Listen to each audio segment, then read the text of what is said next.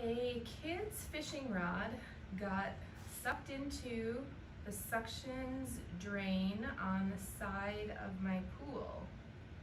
How do I get it out?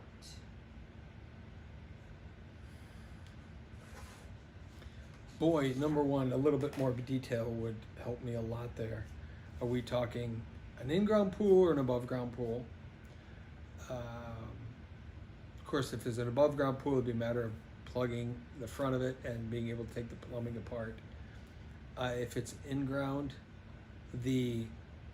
probably the only way that I could see doing it is, well, one of two things: shutting the system down and running a snake, an electrician's snake, up that line to get a hold of the fishing rod, maybe wire a little hook on the end and see if you can pull it back.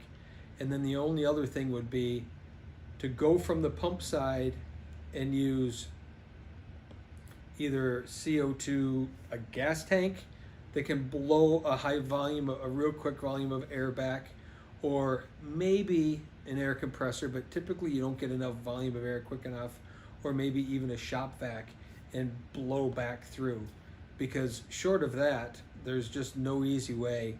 You got to either push it really hard and really fast, or snake something up there with a hook on it that you could grab it somehow and pull it back through.